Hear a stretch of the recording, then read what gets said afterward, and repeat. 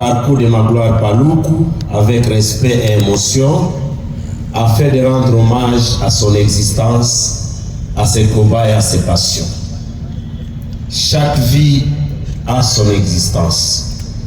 Chaque vie est une traversée faite de racines, de ruptures, de passions et de fidélité. Celle de Magloire Paluku, fils, père, oncle, frère et ami, s'inscrit entre Butembo et Goma avec une face curieuse et une maturité engagée entre la foi, la culture, le journalisme et la musique.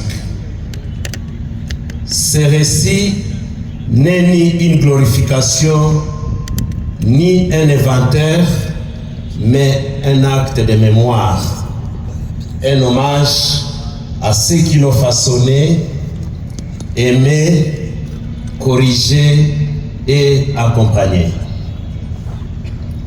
Il s'adresse à ceux qui lui sont chers et à ses souvenirs, tels que se dessine le vœu de l'illustre disparu. Il retrace sa vie tel qu'il l'a raconté, plein de souvenirs, de passions, de vœux, partagea ses joies, ses découvertes, ses engagements et ses rêves. Cette biographie conserve l'âme, les styles et les émotions de celui qui a vécu chaque instant. Chaque anecdote, chaque nom et chaque date rappelle une partie de sa vie et un fragment de son cœur, offrant au lecteur un portrait fidèle, vivant et touchant de l'homme qu'il fut. En naissance et première année, de 1966 à 1972. Magloire Paluku est né le lundi 12 décembre 1966 à l'hôpital Maman Moussaï de Butembo, à pleine période de l'Avent, alors qu'un événement marquait le ciel. Très tôt, il portait les traits de son père et à l'âge de 3 ans, jouait déjà du clairon de la police de Tétéron. Ses premiers pas à 4 pattes se faisaient sur une peau de chèvre. Ses parents, Vérène et Évariste, les trouvaient souvent mystérieux, les cherchaient sur son lit pour les retrouver sous la véranda. Il était un enfant quelque peu mystérieux, dont la personnalité intriguait ceux qui l'entouraient. 2. Installation à Goma, un veille scolaire et culturel. Là, nous prenons de 1969 à 1976. En 1969, son père installe la famille à Goma où il travaille chez T. Lipton. En 1973, Magloire commence ses études primaires sur les décisions et une obligée éducation. Ses enseignants, Mulilikwa, Kanyere, Muganza, Machagiro et Bavon, les considèrent comme un élève appliqué. À 9 ans, il devient d'assez pionnier du père, distinction accordée par le commissaire Ndebo. En 1976, son esprit inventif s'affirme. Il construit ses premiers avions et voitures à carton, affirmant déjà une personnalité originale et curieuse, nourrie par les jeux d'enfants. 3. Jeunesse, sport et première création artistique. Là, nous prenons la période de 1977 à 1980. En 1977, Magloire se pose comme l'un des meilleurs footballeurs de son équipe du quartier Brazza, actuellement Virunga. Ensuite, il écrit ses premières chansons et devient chanteur, micro à plastique, Livio à la main. 4. Retour à Butembo, vocation religieuse et explosion artistique, de 1981 à 1986. En 1981, son grand-père, Monseigneur Emmanuel Kahongia Kasembe, troisième plus vieux prêtre du pays, et décoré par le pape Jean-Paul II, le ramène à Butembo. La famille espère alors qu'il deviendra un bon prêtre. Parfois, Magloire regrettait d'avoir manqué cette vocation. Il a entamé une nouvelle vie, à la fois religieuse et artistique, sous l'influence du père Charles Mboa. Il développe un amour profond pour la musique, la poésie et le théâtre, et apprend à jouer de la guitare, de l'harmonium, du piano et de la flûte. Déjà, il admire les talents de Monseigneur Sondiria et prend pour idole Joe Akepismas, Lucien Deis, John Littleton et Michel Wakrem. En 1983, les pères débordent de l'initié au journalisme. Ensemble, ils produisent les bulletins Moto, ancien Eritumo. Sous son aide, Magloire fonde la chorale française Notre-Dame de Grâce avec sa cousine Aldegonde et ses amis Simafrose, Clara, Jean-Marie et Kakusa, avec le soutien de son maître de solfège Madingo. Après son exclusion du collège pour avoir manqué son rôle principal dans la pièce, Siariakula, il retourne à Goma, à l'Estigo où ses enseignants Nguba, Mosange, Vedast, Mama Sabine et Musumba le forment à l'animation culturelle, au journalisme et à l'enseignement. 5. Enseignement, théâtre et journalisme engagé, de 1987 à 1995. En 1987, Magloire devient enseignant au collège Mwanga. Il y crée les génies en herbe avec ses élèves, écrit ses pièces de théâtre dont Meurtre sur le boulevard Champagnat et compose ses premiers chansons à succès, Tribalisme, Les hommes loups, Dada, Baba Yako Akououi.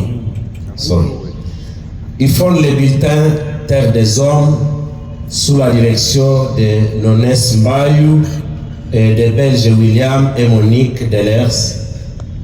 Participa à ses premiers reportages difficiles sur la CPG avec le journalisme des Jeunes Afrique, Marie-Rose Biloa et Senem Andrea Mirado. En 1988 et 1990, 24, Magloire a occupé successivement les postes de conseiller à Kinshasa dans différents ministères, dont le ministère de la Culture et des Arts. Et il a été aussi dans le ministère de l'Enseignement supérieur universitaire. À partir du 8 mars 2024, il adhère au mouvement Alliance Frères Congo, M23, marquant un nouveau chapitre dans son engagement public. Pour ses enfants, il était un père attentif et profondément présent. Pour sa mère et tous ses proches, cette biographie constitue un témoignage fidèle de sa vie, de ses souvenirs et de ses vœux.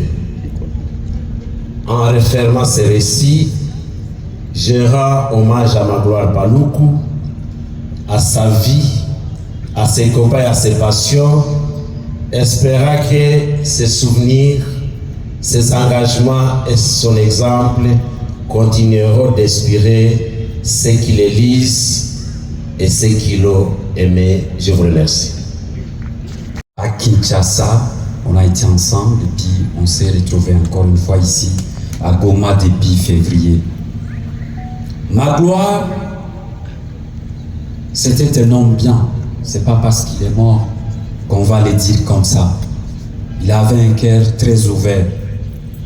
Quand il est revenu de l'Europe, Magloire m'a contacté, il m'a dit « Bernard, nous devons changer cette ville, nous devons changer Goma.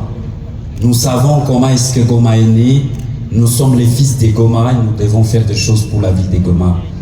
Et pour commencer, il faudrait qu'on commence par l'éducation des masses. Et comment on va le faire? Il faudrait qu'on se lance dans les médias.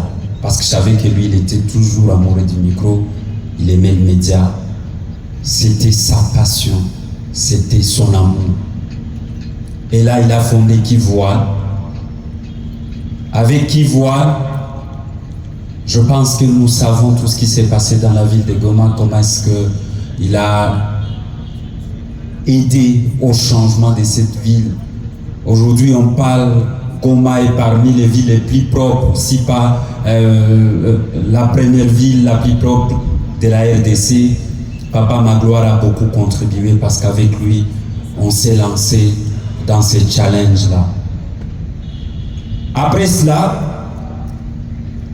nous avons fait d'autres projets parce qu'il aimait beaucoup la musique. Il a soutenu beaucoup d'artistes de la ville de Goma. Beaucoup se connaissent aujourd'hui. Sans oublier la dernière personne que j'ai appelée avant-hier, avec qui on a fait le tour d'Ikivu, on est parti à Bukavu et à plusieurs endroits. L'artiste de Goma, Inonsa Baloumé, que j'ai appelé avant-hier, j'ai dit, mon frère, nous avons perdu un ami avec qui on a circulé partout pour soutenir la musique de la ville de Goma. Non seulement la musique, le football, on a fait des tournois au stade, nous avons fait beaucoup de choses avec lui. On se retrouve à Kinshasa.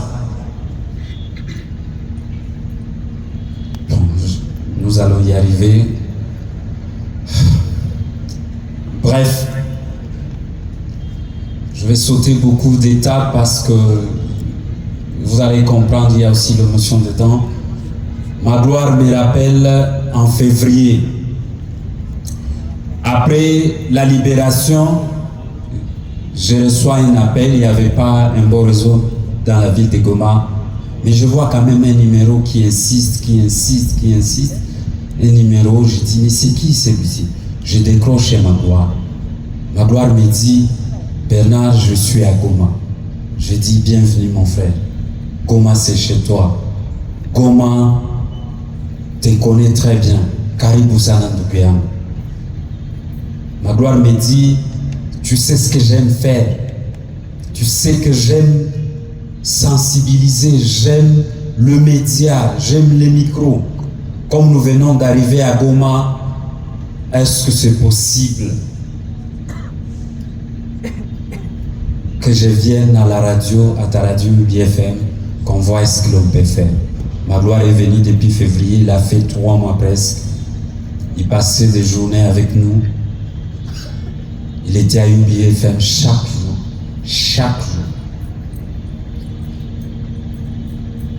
Je ne peux pas oublier le moment passé ensemble. Je ne peux pas oublier tout ce qu'il a fait, non seulement pour moi, mais pour d'autres personnes. Je ne peux pas oublier ce qu'il a été.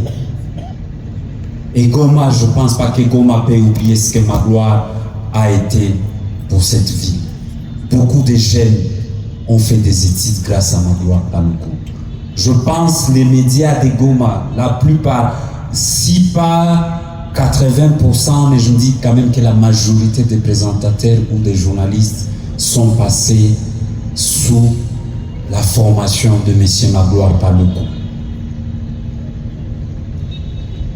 Je ne peux pas quand même manquer aussi de les dire et de les souligner sous l'autorisation du coordonnateur que quand il est arrivé à Goma, c'est lui qui est venu me prendre à la maison et me dire « Va saluer ton frère ». C'est Magloire Paluku qui m'a mis ce jour.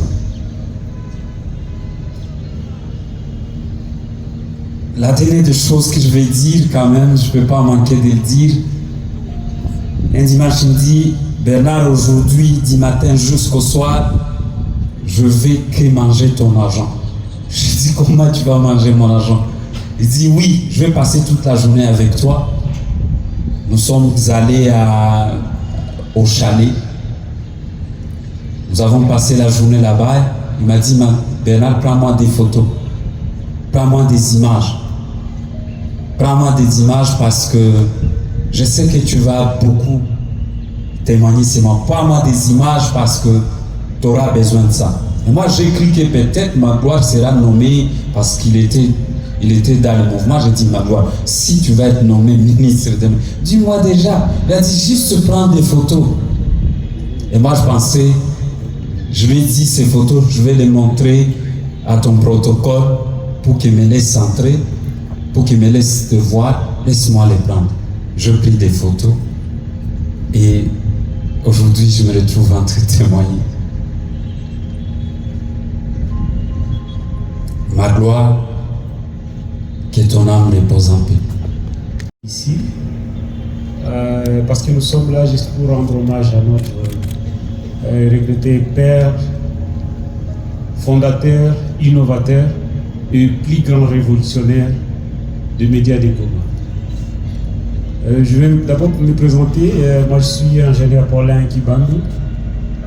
Je suis entrepreneur à Goma et mon influence dans les médias dépasse même les frontières de la République démocratique du Congo parce que j'ai réussi à faire de mon bien pour dans l'installation des médias et j'ai installé plus de 80% de médias présents dans la province du Nord Kivu et au-delà même de la province. Magloire Paluku a été pour moi une très grande inspiration parce que je l'ai connu quand je venais de Beni pour Goma.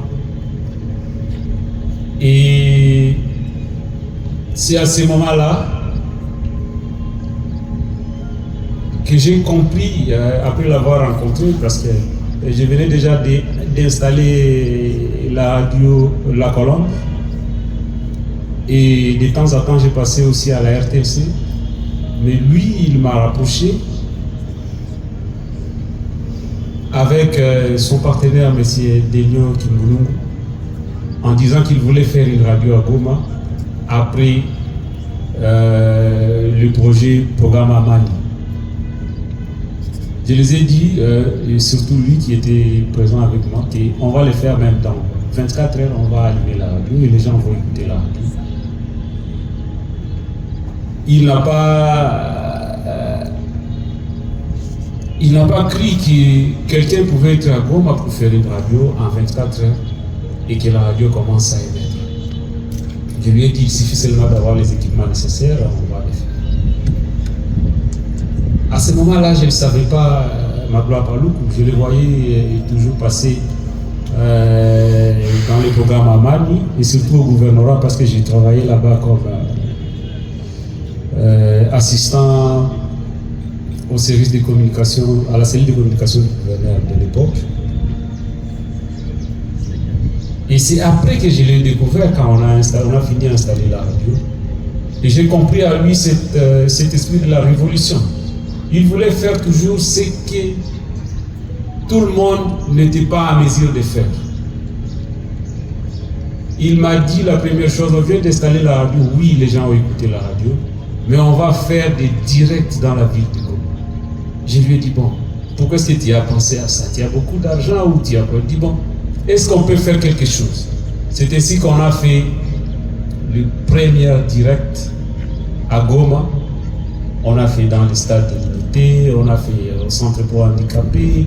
Et aujourd'hui, là, si on est en train d'être suivi partout dans le monde maintenant, là, c'est parce que lui, il a quand même osé commencer qu'on puisse commencer à faire des directs, des lives. Quand il y a quelqu'un ici, puisque je me souviens avant lui, on faisait appel à Al Jazeera qui venait à Goma quand il y a des événements.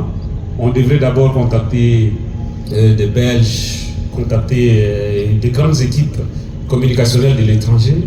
Mais après, quand on a fait les premiers essais, deuxième essais, on s'est dit, bon, on peut commencer aussi à le faire. Et la RTNC Goma a fait, après cela, beaucoup de directs. Et on a commencé à faire beaucoup de directs, même avec les festivals à Mani. Et ça a été fait par les jeunes de Goma. Et si vous voyez les directs qui sont en train d'être faits maintenant, ce sont toujours les gens d'ici.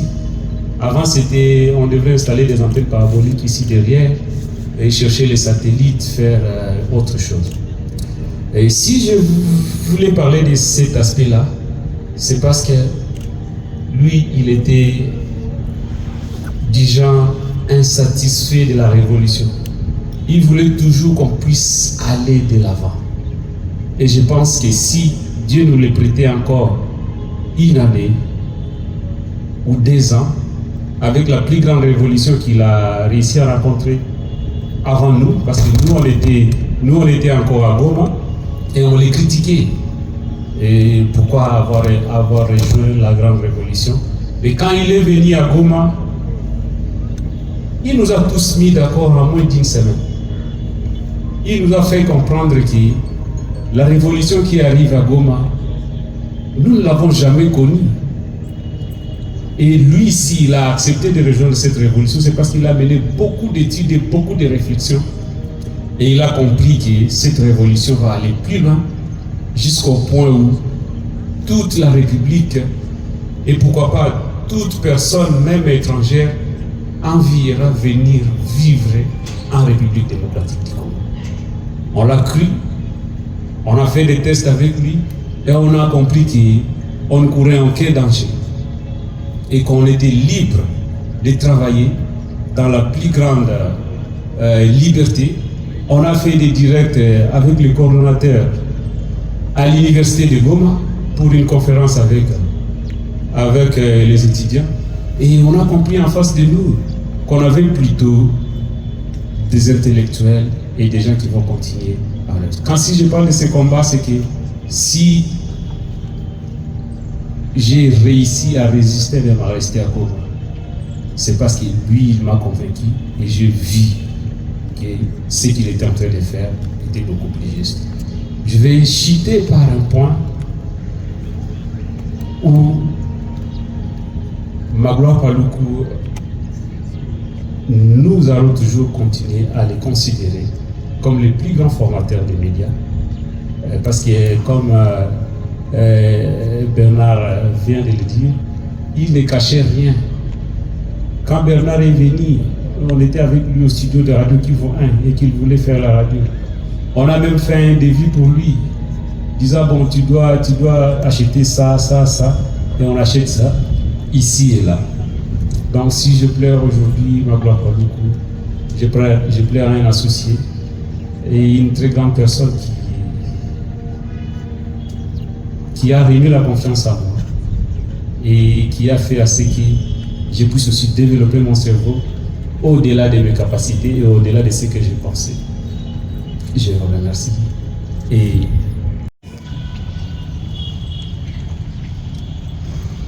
Et après, nous, secrétaire permanent qui va représenter tous les secrétariats permanents. Et à cette occasion, nous allons demander même au chef de département qui dépend du secrétariat permanent d'aller accompagner le secrétaire permanent juste après que les honorés camarades coordonnateurs adjoints auront déposé et tout le département dépendant du secrétariat permanent.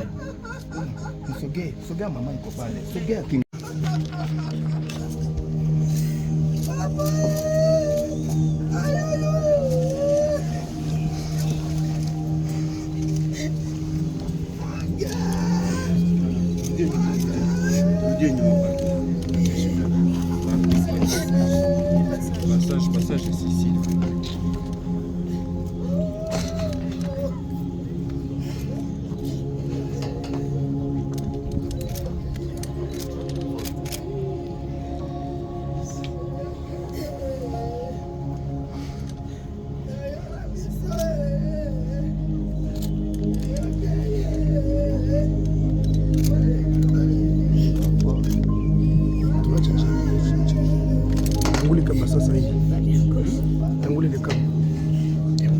Kamata sio mwisho.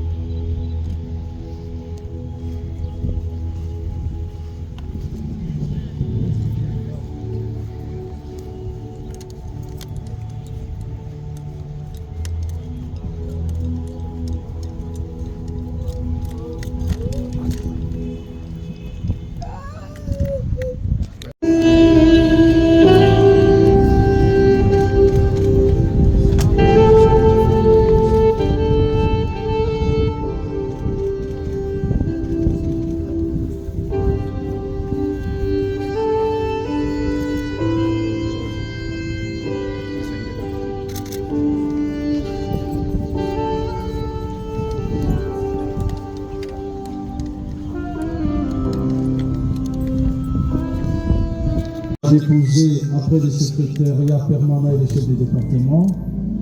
Il le fera au nom de la province du Nord Kivu qui représente le droit du gouvernement du Sud Kivu. Le tour du camarade maire de la ville, des camarades bourgmestres et des camarades administrateurs territoriaux. Elle peut déjà s'approcher.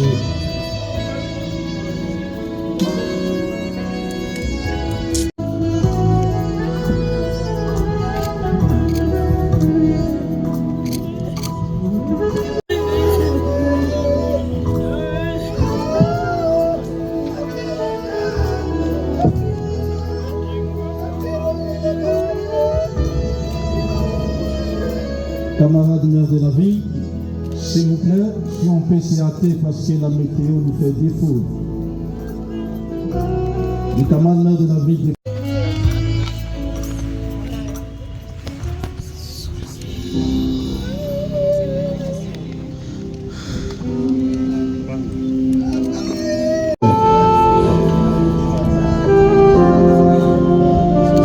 La communauté ira, s'il vous plaît, nous courons derrière la météo.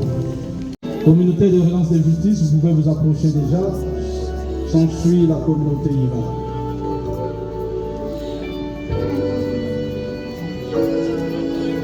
Après la communauté ira, nous appelons l'INTEC Concorde 009.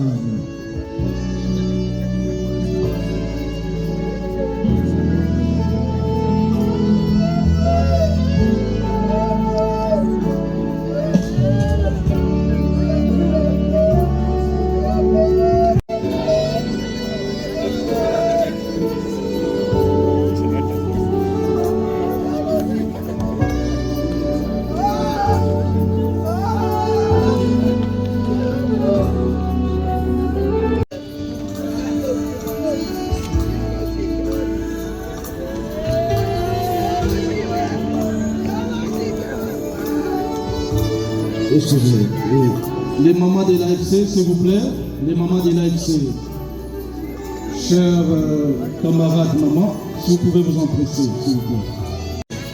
Chers mamans de l'AFC 123.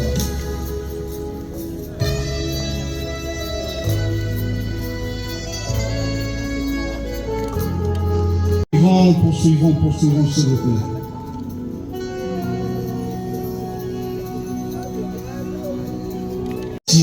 Et de nos camarades d'armes de l'AFC.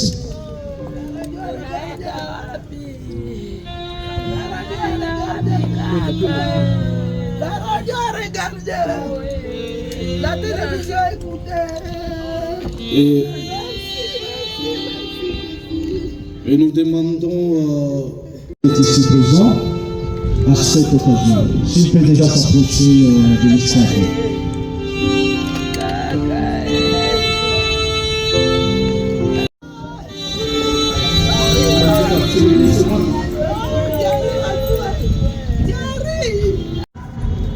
Mon papa, mon protecteur de toujours. Je ne sais pas par où je peux commencer. Je devrais d'ailleurs commencer par te dire que je t'aime de tout mon cœur. Que je suis fier d'être ton fils, d'avoir ton sang. Ce sang royal plein de bonté et d'amour.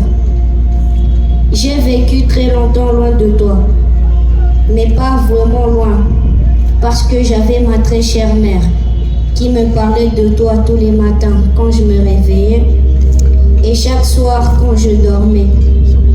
À travers cette femme incroyable, j'ai su avoir l'image de qui tu étais, de qui tu es mon papa. Elle me disait que tu étais toujours en vie pour nous assurer une bonne vie. Aujourd'hui, je te dis merci, mais aussi merci au Seigneur notre Dieu. Quand tu es venu, j'ai eu le bonheur de passer du temps avec toi pour te connaître davantage. Je me souviens du jour où tu m'as offert un amplificateur. Je me souviens de ta visite à l'hôpital quand j'étais malade. à ma proclamation aussi. Et surtout, nos sorties en toute intimité entre père et fils.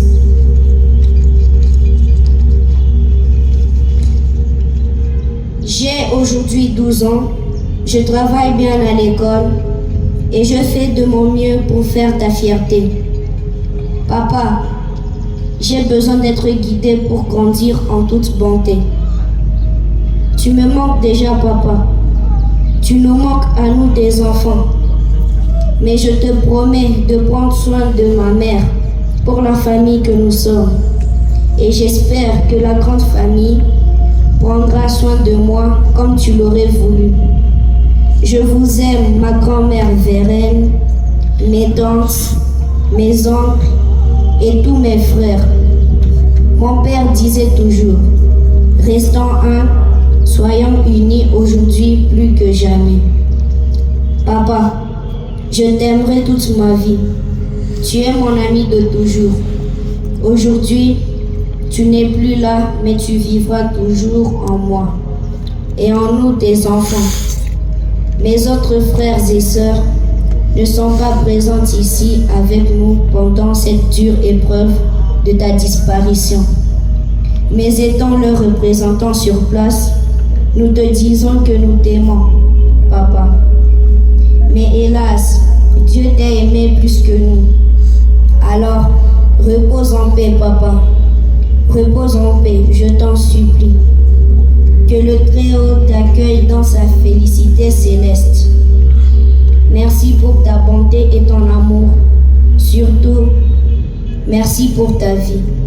De tous ceux qui se trouvent ici, nous, famille Kassembe Kabunga, tenons à exprimer notre profonde gratitude à toutes les personnes et institutions qui ont été à nos côtés durant cette période de douleur et de recueillement.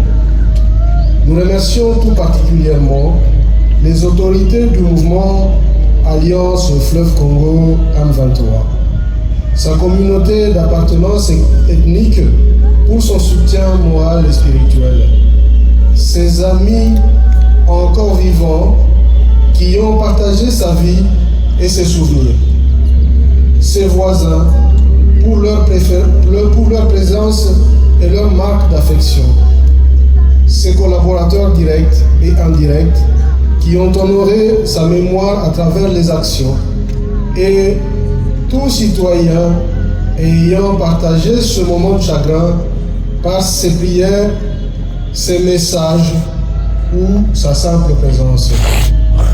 Vos témoignages d'affection, vos messages de soutien, vos prières et votre accompagnement ont été pour nous un réconfort précieux.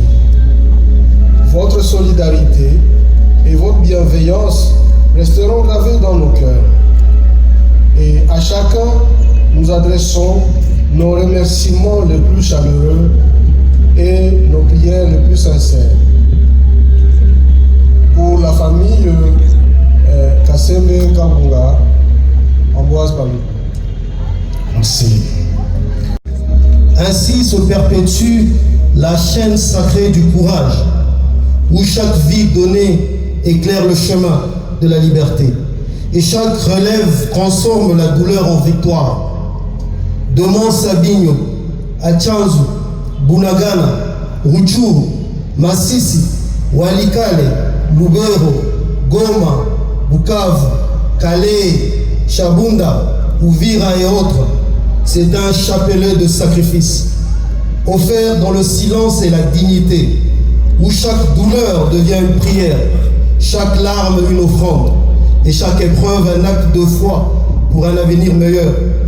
Aujourd'hui, nous nous inclinons devant la mémoire de Magloire Paluku, notre camarade, notre frère, un homme dont le nom restera inscrit, non dans la poussière d'un combat, mais dans la lumière de son sacrifice. En tombant, Magloire n'a pas laissé un vide, il a laissé une trace de loyauté, d'honneur et d'amour pour les siens. Une trace qui nous rappelle que la dignité n'est pas un mot, mais une conduite, que le courage n'est pas un cri, mais une manière de vivre. Magloire Paluku rejoint aujourd'hui le cercle de ceux qui ne meurent pas réellement, ceux dont la vie continue dans chacune de nos décisions, dans chacun de nos pas, dans chacun de nos engagements. Qui l'eût cru, qui l'eût pensé, Magloire Paluku, cet homme de lettres, homme de culture, notre poète, acrobate invertéré du verbe, un humoriste hors pair. Oui, Magloire avait de l'humour, ce don rare, presque miraculeux, celui de faire sourire, même lorsque la vie se faisait lourde. Son humour n'était ni léger ni futile, il était intelligent, fin, profondément humain. Par une parole juste, un trait d'esprit, une ironie bienveillante, il savait désarmer la colère, apaiser les peines et redonner le courage au cœur fatigué. Son rire était une résistance, son humour une forme de sagesse. Il nous rappelait que même dans l'épreuve, l'homme reste libre de sourire, libre d'espérer. Aujourd'hui encore, son humour continue de vivre en nous comme une lumière discrète qui refuse de s'éteindre. Magloire était un musicien, que dis-je, un chanteur inspiré, guitariste habité. Il faisait parler les cordes comme on raconte une histoire intime, sincère et profonde.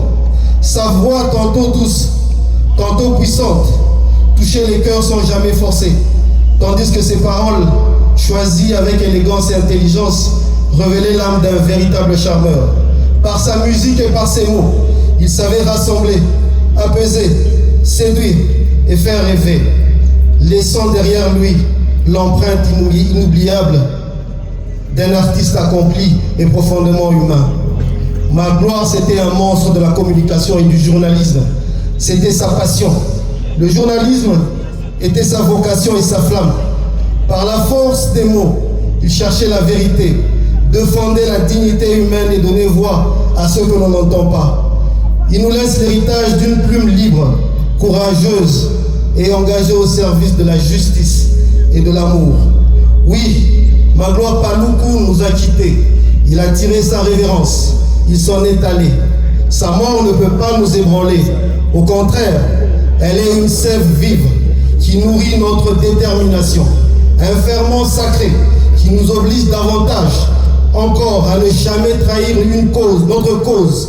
Parce que notre cause est juste. Parce que notre cause est portée par le sacrifice. Et parce qu'elle est enracinée dans la dignité de notre peuple. Là où certains voient une perte, nous puisons un serment. Là où la douleur tente de nous courber, sa mémoire nous redresse. Son sang versé n'appelle ni renoncement, ni polémique, ni silence, mais fidélité, courage et constance. Souvenons-nous de nos valeurs, engagement, détermination, sacrifice et discipline. Il est tombé, mais il ne s'est pas éteint.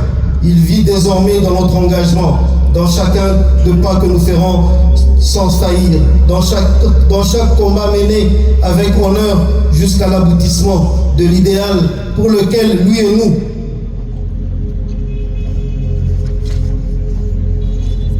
avons consenti jusqu'au sacrifice suprême. Il est tombé dans la chair, mais il s'est levé dans l'histoire. Il a quitté nos rangs, mais il est entré dans la mémoire collective. Son sang ne crie pas vengeance. Il exige la fidélité. Fidélité à la liberté. Fidélité à la justice. Fidélité au combat que nous menons aujourd'hui jusqu'au bout pour le peuple congolais. Conseiller Magloire, tu vas beaucoup nous manquer. Ton sourire, ta voix, ton humanité resteront à jamais dans nos cœurs. Que Dieu le Tout-Puissant, l'éternel Dieu des armées, l'éternel Dieu de notre armée, l'armée révolutionnaire congolaise, te réserve une place au paradis. Que ton âme repose en paix. Adieu champion, adieu mon ami, adieu conseiller Magloire. Nous resterons dignes de ton sacrifice. Merci pour votre attention. Magloire, c'était un monstre de la communication et des médias. Il est tombé tellement que nous sommes venus honorer aujourd'hui. À cette date où nous nous réunissons après votre disparition, enregistrée 2 jours avant votre anniversaire de naissance, et celle de votre maison de presse, la Radio Kivu 1, connue à travers le monde entier. Ce jour, nous avons une pensée pieuse qui doit à tout prix nous caractériser, nous qui avons demeuré des fervents disciples dans le monde médiatique, qui demeure notre destinée à laquelle vous êtes